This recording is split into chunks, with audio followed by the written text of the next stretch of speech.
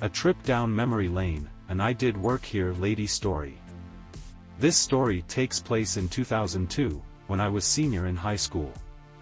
It was homecoming weekend at my high school, when this story takes place. For context, the date was October 2, 2002, the day before my school's homecoming dance. It was, also, payday and the night of the rally before the homecoming football game. The key characters are OP, me, hot date, my date to the homecoming dance, hero manager, my manager, mom, my mother, Karen, entitled woman. For some more context, my mother is present, because she was driving me in my date to the rally, because my car was being worked on, dead starter and solenoid switch, and wanted to eat at Burger King. The story. It is 7 in the evening, on a Friday. Dinner RUSH is over, so there are only 5 people in line. I walk over to my manager, who is between the drive-through window and the order counter. Manager sees me. Unfortunately, so does Karen. The following conversation ensues, to the best of my memory. Karen, to OP, why are you cutting in line? And, why are you pestering the manager? You can't possibly work here. You look 15 and dressed for a school dance. Manager, hands OP his paycheck. Ma'am, he does work here. Just because he is dressed for a school dance, doesn't mean he is too young to work her. Karen, to manager, was I talking to you? I don't think I was. Why are you handing him an envelope, my paycheck? OP, this, ma'am, is my paycheck. You know, what I earned feeding people, like you.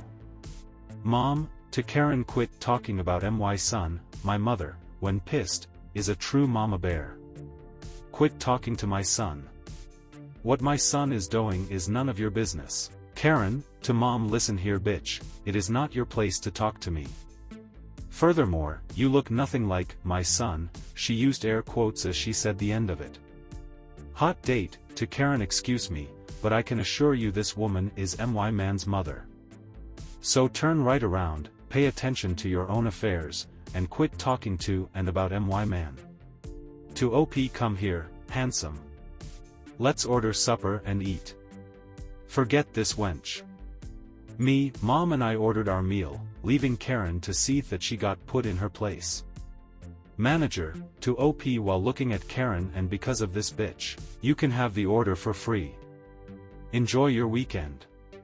We will see you on Tuesday evening.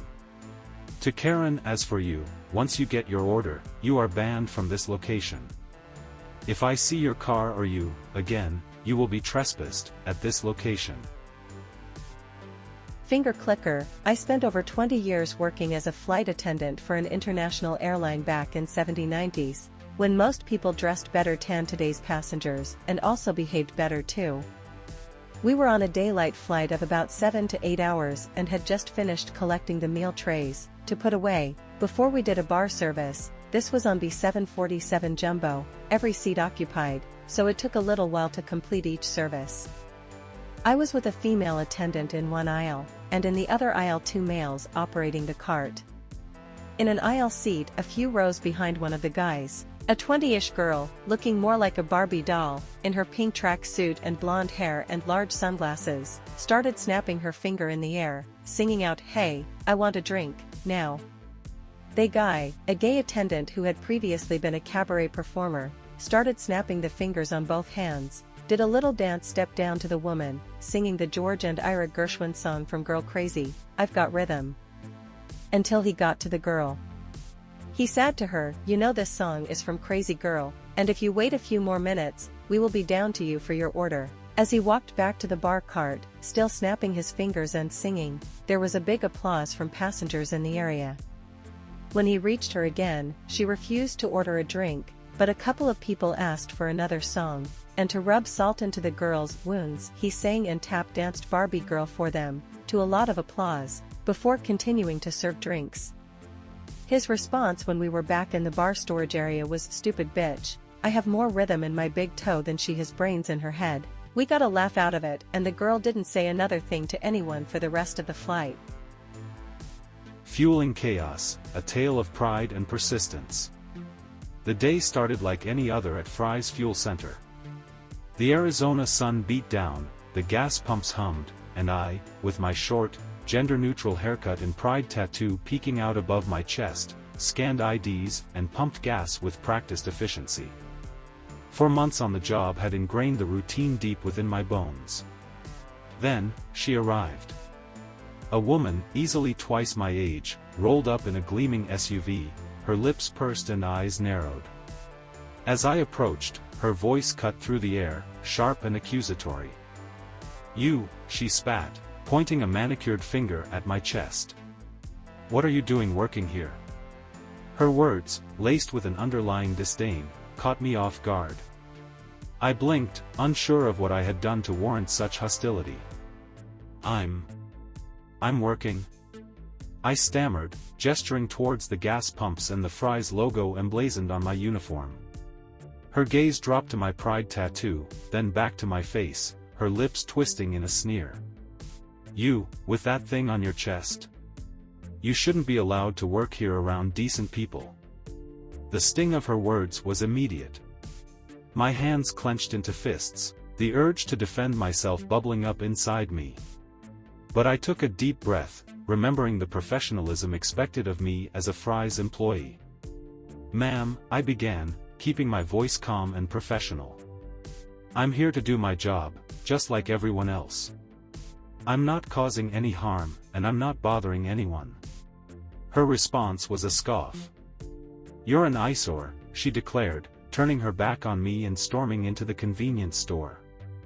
I stood there, my heart pounding, the taste of anger bitter in my mouth. But amidst the hurt, a spark of defiance ignited. I wouldn't let this woman, or anyone else, define me or my worth. With a determined nod, I straightened my uniform, the pride tattoo burning with newfound intensity. I was a Fry's employee, proud of who I was, and I wouldn't let anyone dim my light. As the day progressed, I served other customers, their smiles and friendly greetings a balm to the sting of the woman's words. Each interaction reminded me that my worth wasn't defined by the ignorance of others. Later, when the woman finally emerged from the store, her face still etched with disapproval, I held my head high.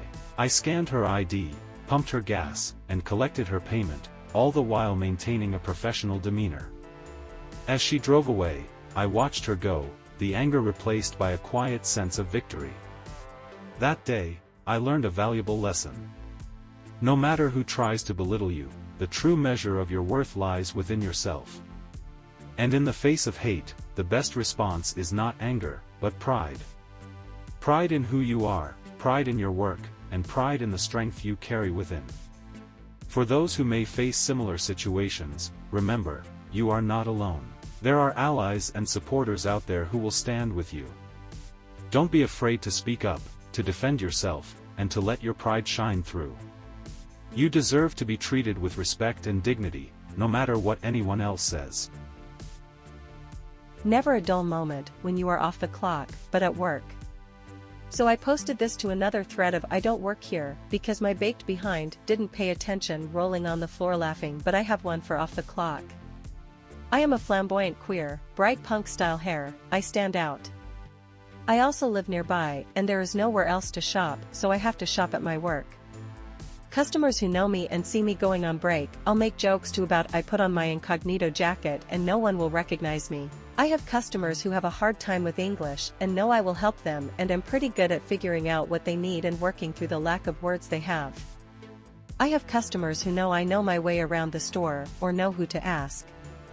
One lady who needs a motorized cart knows I'll always find her one, and even if I'm in street clothes with my bag headed out the door, she will stop me and ask if I know where any are, and go halfway across the huge parking lot to get her the scooter her kids or husband could have gotten for her. I'm too nice. Unfortunately, this means if they know me, they know I'm helpful and will stop whatever I'm doing to help them. Grinning face with sweat. Well, I rarely pull the "I'm not on the clock" card, but the other day, I did. I had just clocked out, coming out of the employee bathroom from changing into my street clothes. I see a guy looking lost.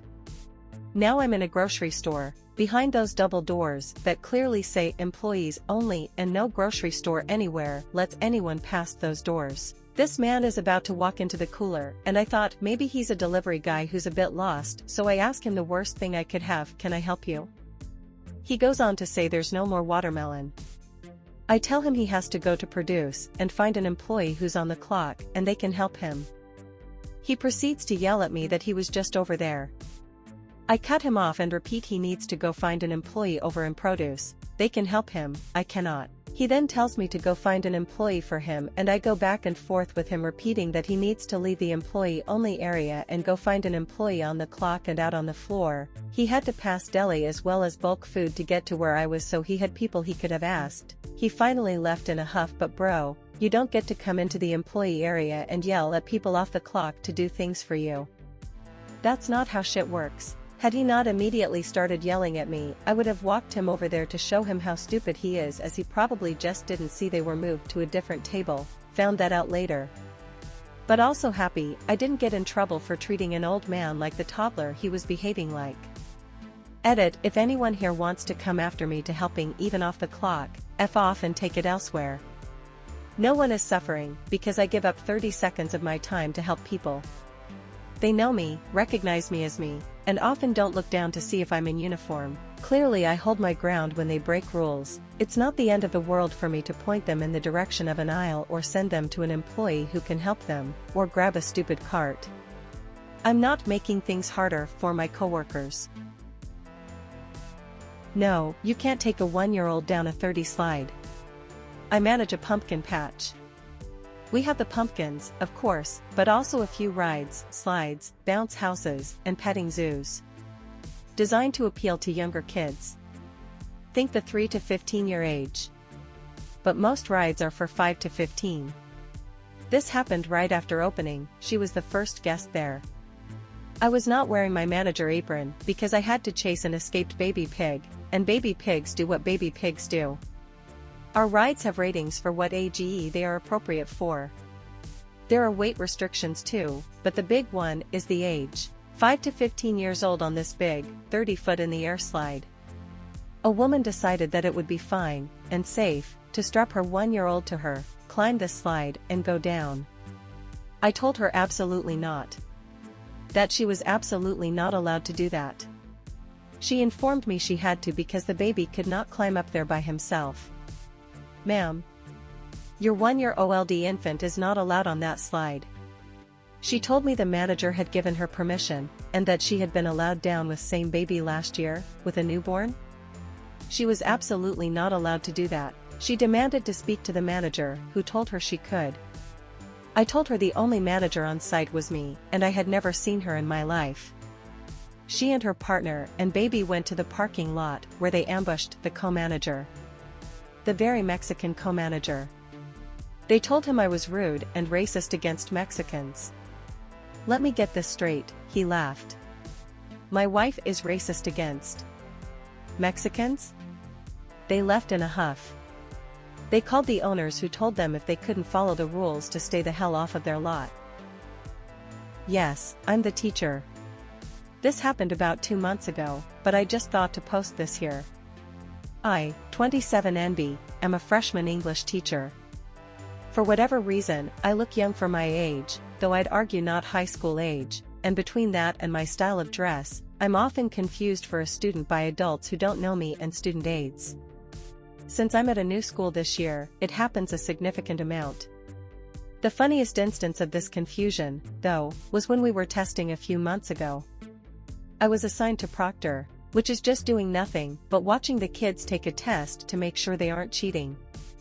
One of our admin, Ms. A, who I had emailed numerous times for a variety of reasons, comes in, looks around, and leaves. I shrug it off, thinking she was just checking to see how many students were still testing, and go back to the most boring task ever. A few minutes later, the door opens and another admin, Ms. B, pops her head in. She looks around, makes eye contact with me, and signals for me to step into the hall. I do so, and see Ms. A standing there. Ms. B looks at me and asks, "Have you ever met Ms. A before?"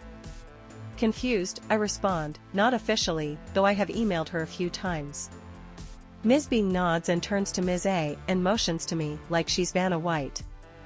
Ms. A, this is Ms. Azaraf. She is, in fact, a teacher. Ms. A looks so embarrassed. Come to find out, when Ms. A first stopped in, she thought I was a student and ran to Ms. B, freaking out about how there was no teacher in the room proctoring the test, a huge no-no. Ms. B, who had confused me for a student at the beginning of the year, knew immediately what happened. We all laughed about it, and I told Ms. A that it was okay since it happens all the time, and we went back to our testing duties. No drama, I know, but still a good chuckle.